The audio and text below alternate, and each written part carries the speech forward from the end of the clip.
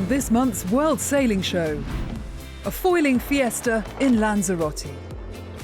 A downwind transatlantic in the trade winds. But first, we catch up with the latest from sailing's Grand Prix Ocean Challenge.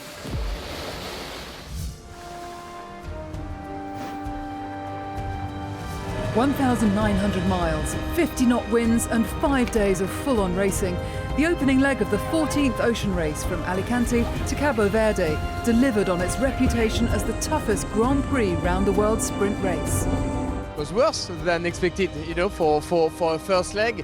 Within 24 hours of starting the ocean race, we saw 50 knots. So if that's kind of any indication of how this race is going to go, we're in for it. Holcim PRB and Wind Whisper had won their classes on leg 1. But while the VO65s took a break until leg 6 in June, the IMOCAs had barely 4 days to fix their machines before the start of the 4,600-mile second leg to Cape Town. The boats will sail down through the equator, crossing the doldrums where there is no wind and it's steaming hot, entering into the southern Atlantic where it's cold and stormy, and then crossing the finish line in iconic Cape Town. 4 of the 5 IMOCAs had made crew changes, including Malizia, whose skipper Boris Herman was forced to sit out leg 2 with an injury. A bit of a shock really to hear that Boris can't do the next leg. When we kind of first heard about the injury to his foot, or to kind of find out about the treatment, we expected he would still be on board, and now he can't be, which is I think is super gutting for him and for the team to not have him. He's such a key part of Team Malizia, so it means that I'm going to be stepping in now in Boris's place as skipper on the boat, which I'm really excited for. I'm really looking forward to the opportunity, and I think we can still do a really good leg. Biotherm were the only unchanged crew, and skipper Paul Milat made consistency count as he led the fleet south towards the equator. But with the doldrum calms blocking the way, the teams faced some tough challenges. We've been racing for 4 days, and the next 2 are going to have a way bigger impact than everything we've done so far. The doldrums are pushing pretty far to the west. So if you want clean sailing, you'd have to sail a ton of extra distance. There's a version of the universe where you just shoot through in the east and get a couple of good clouds and off you go. I'd say we're on the western edge of what's acceptable, which is kind of a nice place to be. As they emerged from the doldrums, Geo Environment were first across the equator. They'd got there by taking that eastern gamble, a route that was 230 miles shorter than the one taken by 5th-placed Malizia. It's very frustrating for us because we spent 2 days trying absolutely everything and trying to play with different settings, different sails, and the worst thing or the most tiring thing is when you're going slower than the others. Now we think we found a bit more of a speed mode. We're happy to find a bit more speed now, and now we've got to try and work out how to catch back up with the others. Once they'd crossed the equator, it was champagne sailing conditions past Brazil as they neared the halfway point to Cape Town. The 60-foot foilers were hitting speeds of 30 knots and covering over 400 miles every 24 hours. Geo Environment had held onto their lead for the entire southern hemisphere section of the leg, but disaster struck when their spinnaker fell in the water and ripped, wrapping itself round the foil. It only took 10 minutes to recover the sail, but it was trashed. Without it, they were slow downwind, and in the light conditions, they slipped to the back of the fleet. Back at the front, the other 4 IMOCAs were trading places hour by hour. With Will Harris deputising for Boris Herman, Team Malizia made the biggest gains, moving up from 4th to 1st, passing close to race leader Biotherm for the first time since the second day at sea. 10 days ago we were 200 miles behind, and now we cross in front within a mile. It's magical, goes so fast, it's super cool. Super happy to see it like this. Day number 11. Woo!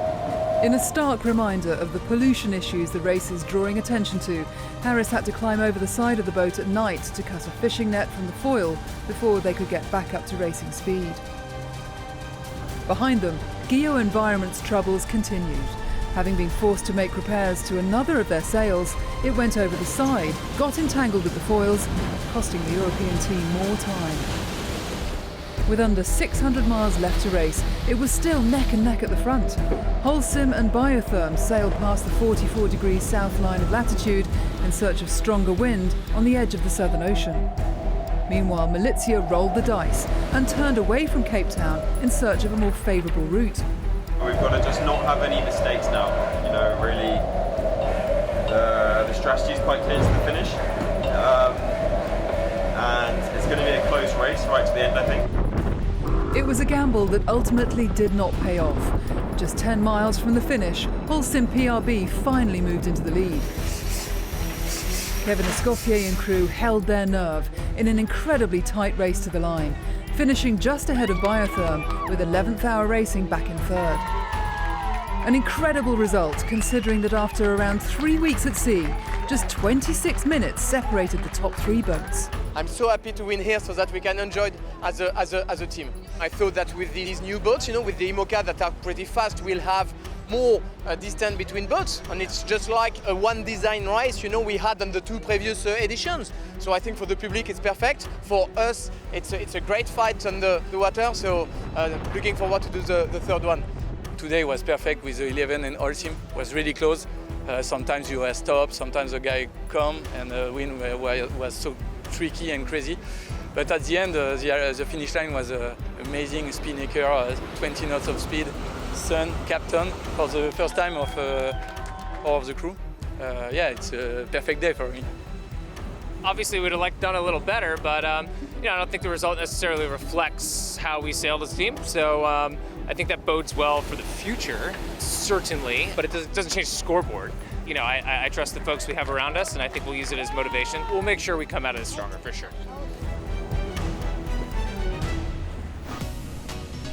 While the IMOCAs were busy racing to Cape Town, 150 of foiling's biggest stars pitched up in the Canary Islands for the International Games Lanzarote, the first stop of the IQ Games World Series.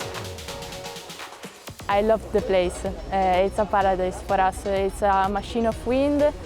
This event is going to be astronomical level because everybody's here. Great conditions, great lineup, and a stunning start to the year for the new Olympic class.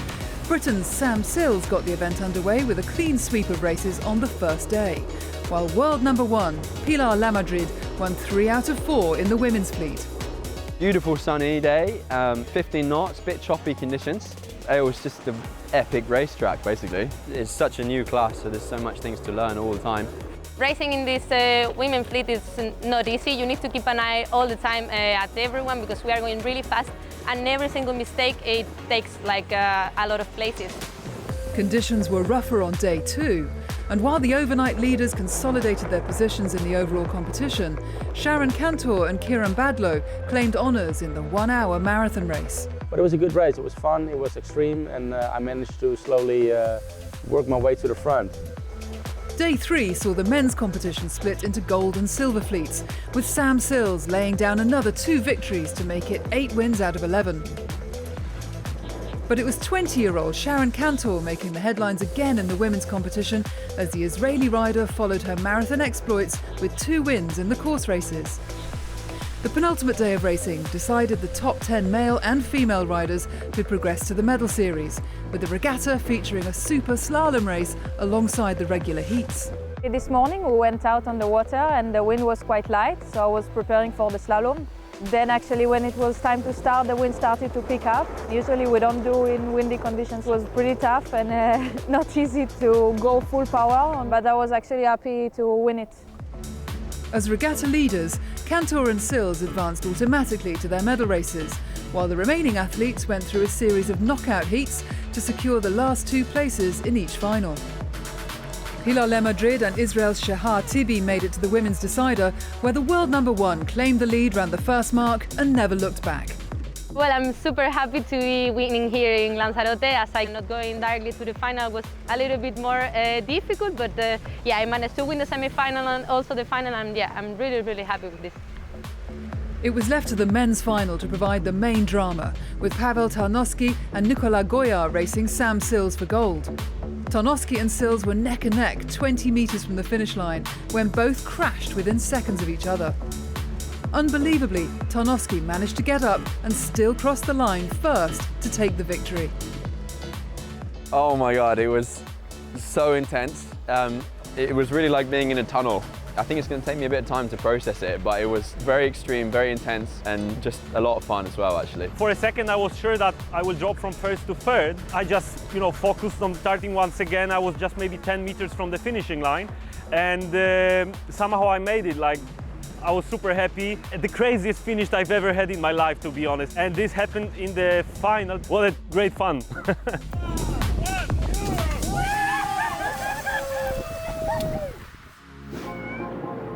They said it couldn't be done, that a team of women would never make it. But in 1989, Tracy Edwards led the first all-female crew to compete in and finish the Whitbread Round the World race.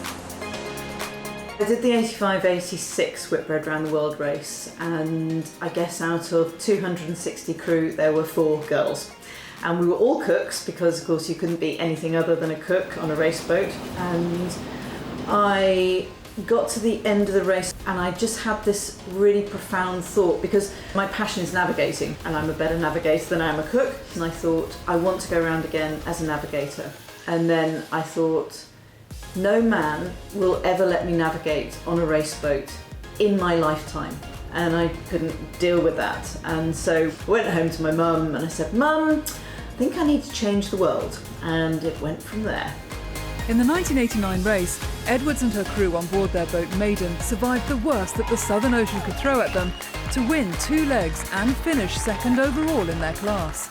Men are stronger than women. There is absolutely no way around that. So we had already made changes to the boat. We redesigned her with our physique in mind, but actually you see that what could have been a disadvantage became an advantage because she ended up being faster. The reaction when we finished on Maiden was crazy. None of us could have expected the welcome we got coming into Southampton. I think they estimated there were 600 boats on the water and 50,000 people in Ocean Village cheering us in. I don't think we quite realised what changes we have made. Maiden was sold, and that was the end of the story until 2014, when it was found abandoned in the Seychelles. Edwards raised the funding to bring the boat back to Southampton and had it refitted for a new adventure, the Maiden Factor. Having thrown my own education away, I was very aware of the fact that I had treated like garbage something that 130 million girls would give anything to have, and I felt so awful. And I thought, well, why don't we raise funds and awareness for girls' education and inspire young women and really use Maiden for the next phase of her life? Well, we started the tour in November 2018 and we'd done 22,000 miles. We'd stopped in 23 destinations in 12 countries. We'd raised lots of money for girls' educational projects all over the world. We had young up-and-coming female sailors on the boat. No one had ever done what we were doing before, but it worked so well, and people's reaction to her was well beyond what we thought would happen. So tremendous reaction, huge amounts of money raised, lots of girls reached with the various programs that we did. After a break for COVID, Maiden headed back to sea and is now in the middle of a 3-year global tour. The latest stop was South Africa, where the Foundation's educational objectives were introduced to a new generation, including 19-year-old Nkobile Kuzweyo of the Sail Africa initiative. We work with a lot of organisations who are actively trying to recruit women into industries which require STEM subjects, and that we also spend money now on our outreach programmes, which is a real chance for us to work with the girls that we hope we're going to be impacting. And that's in developing countries as well as developed countries. While encouraging girls into science and technology subjects, the main ambition remains promoting education, which has a wider benefit to everyone. If we do not achieve equality in this world, and I don't just mean gender equality, I mean colour, creed, religion, then we will not save this planet. And for me, the absolute key to the equality of women to men is girls' education. And when you think of it like that, you would think, well, why wouldn't we? I mean, there is no downside, there's no negative side. And I think the way that Maiden taps into that is that she's proved what women can do. Maiden transcends generations. So we have people of my old age coming down to the boat saying, I remember Maiden, I remember when it happened. She appeals to every colour, race, religion, creed, culture, ethnicity, socio-economic status. She is a physical embodiment of what a girl can do if just one person believes in her, and I think that's what makes her so special.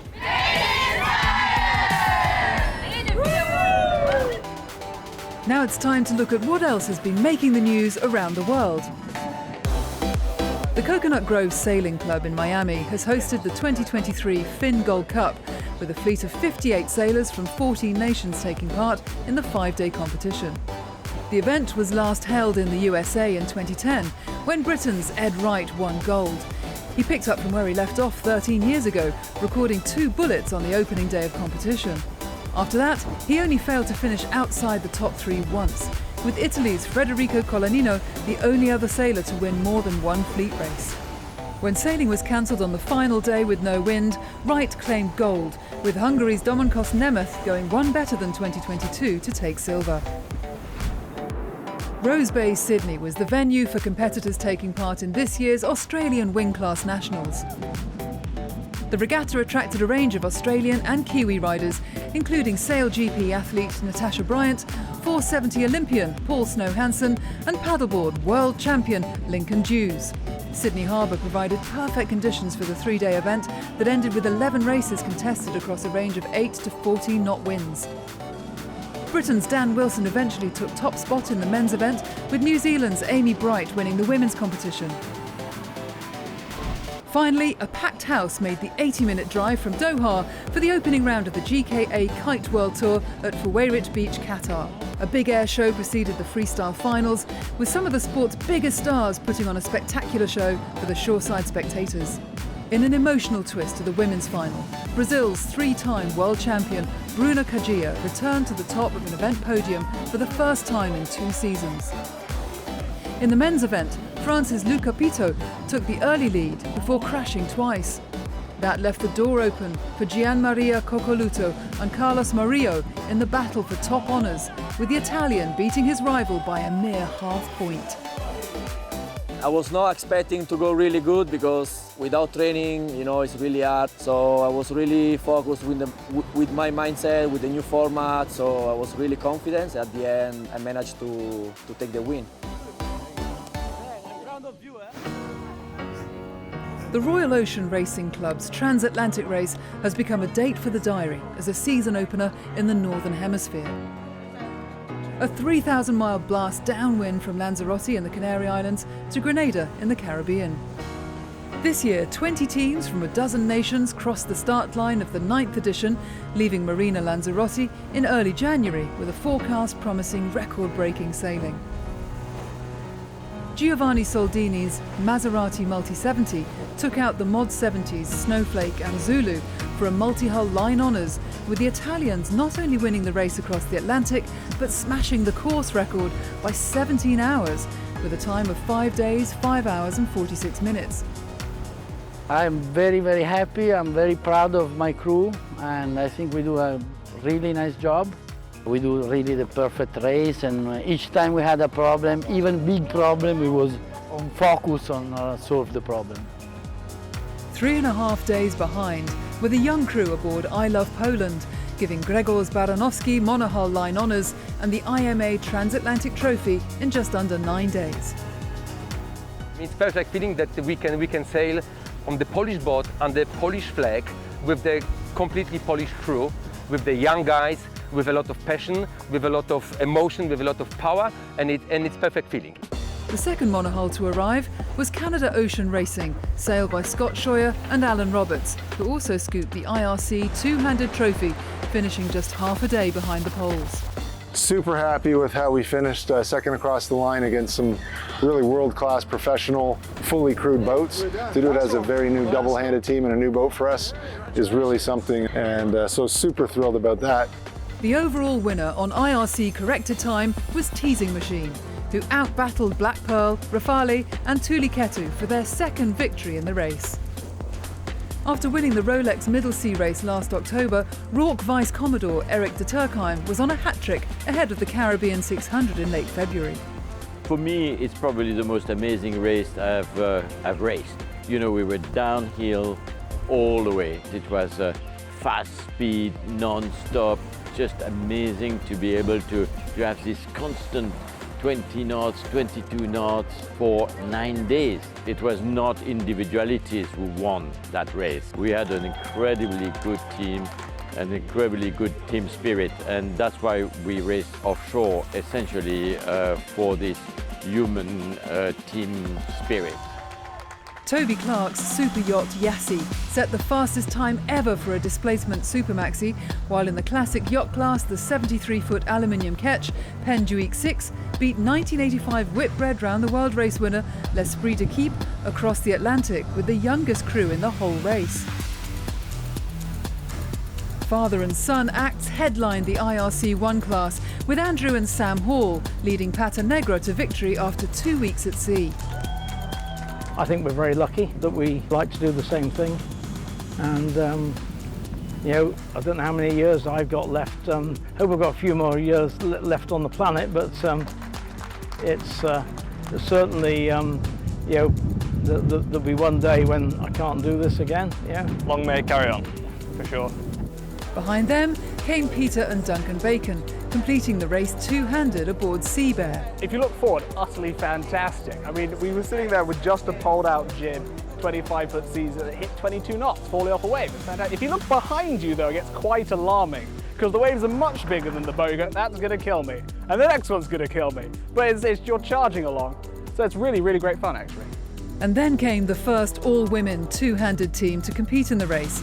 Kate Cope and Claire Dresser, making history aboard Purple Mist. I am feeling so happy. I mean, I can't believe that we've done it. You know, it's just an incredible experience. The crews are now in the Caribbean for the all-new Nelson's Cup Series and the 14th edition of the Caribbean 600.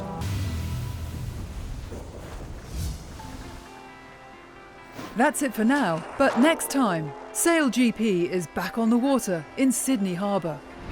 And the ocean race heads into the brutal Southern Ocean.